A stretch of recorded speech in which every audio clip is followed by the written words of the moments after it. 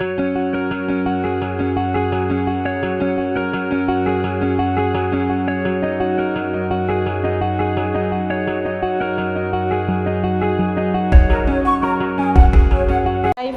Welcome to my channel. இன்றைக்கி நம்ம பார்க்க போகிற ரெசிபி வந்து ரொம்ப கிறிஸ்பியான உளுந்து வடை.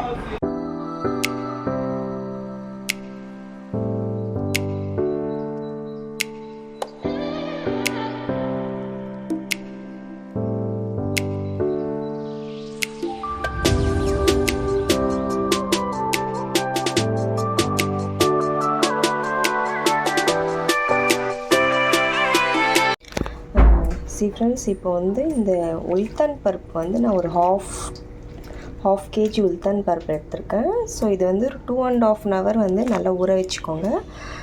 அதுக்கு மேலே ஊற வச்சிங்கன்னா நல்லா கிறிஸ்பியாக வராது வடை. ஸோ அதனால் நான் 2.5 hour பிஃபோர் வந்து நல்லா சோக் பண்ணி வச்சுருக்கேன். ஸோ இப்போ வந்து இது நான் ஜாரில் போட்டு நல்லா கிரைண்ட் பண்ணிக்க போகிறேன். ஸோ வாங்க ஃப்ரெண்ட்ஸ், இப்போ வந்து ரெடி பண்ணிக்கலாம். தண்ணி வந்து எதுவுமே ஆட் பண்ணாமல் நல்லா ஒரு மிக்சியில் நல்லா கிரைண்ட் பண்ணிக்கோங்க.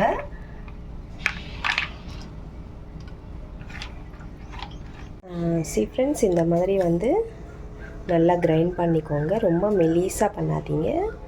ஸோ இந்த அளவு வரும்போது நல்லா கிரைண்ட் பண்ணிக்கோங்க.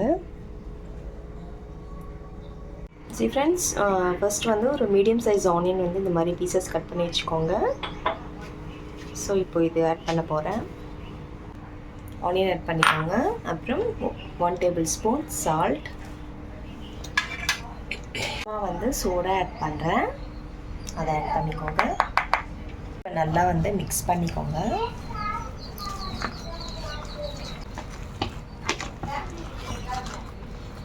ஃப்ரெண்ட்ஸ், இந்த மாதிரி நல்லா மிக்ஸ் பண்ணி வச்சுட்டு ஒரு 10 minutes வந்து நல்லா சோக் பண்ணி வச்சுக்கோங்க மிக்ஸ் பண்ணது. அதுக்கப்புறம் வந்து நம்ம கிறிஸ்பியாக வந்து ஆயிலில் போட்டு ஃப்ரை பண்ணி எடுத்துடலாம். ஃப்ரெண்ட்ஸ், ஒரு கடாயில் வந்து நல்லா ஆயில் விட்டுருக்கேன். நல்லா ஹீட் பண்ணிக்கோங்க.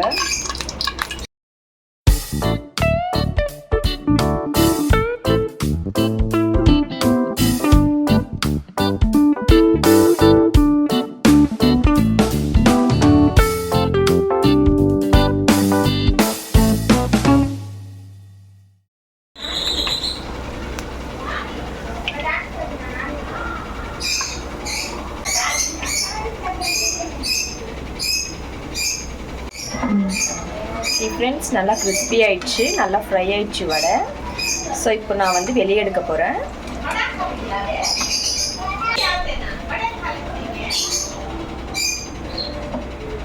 அதான் ஃப்ரெண்ட்ஸ், ரொம்ப டேஸ்டான அண்ட் கிறிஸ்பியான உளுத்தன் வடை ரெடி.